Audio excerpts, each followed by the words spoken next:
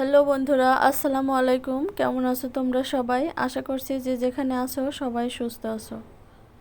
আমি শাপলা kitchen and blog থেকে তোমাদেরকে আরও একবার স্বাগত জানাই। আজকে আমি একেবারে সিম্পল একটি রেসিপি নিয়ে চলে এসেছি। এই রেসিপিটি করতে একেবারে কম সময় লাগে আর একেবারে ঝামেলাহীন একটি রেসিপি। তো চলুন চলে যাই মূল রেসিপিতে।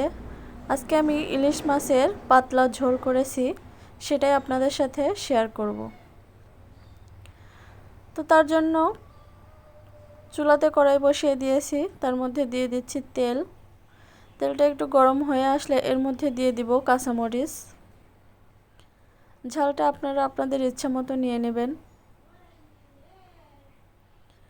আর দিয়ে দিচ্ছি কালো জিরে ফোড়ন। কালো জিরে দেওয়ার সাথে সাথে পেঁয়াজটা দিয়ে দিতে হবে, না হলে কালো জিরেটা পুড়ে তরকারিটা তেতো হয়ে যাবে। এখন পেঁয়াজটাকে একটু ভেজে নরম করে নিতে হবে।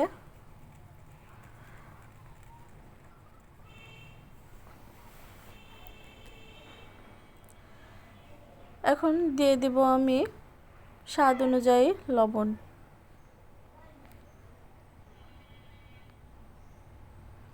দিয়ে দিচ্ছি হলুদ।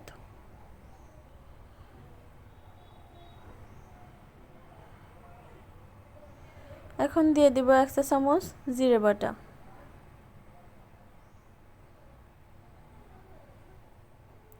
হাতে কম সময় থাকলে এই রেসিপিটা আপনারা করেই নিতে পারেন, খেতে অত্যন্ত মজা হয়। এবারে দিয়ে দিচ্ছি পানি।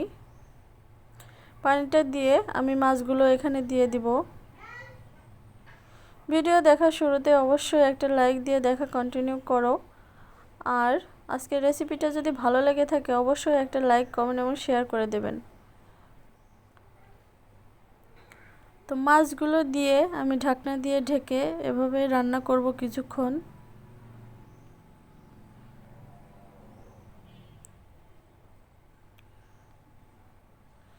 আর মাঝে মাঝে এভাবে ঢাকনা তুলে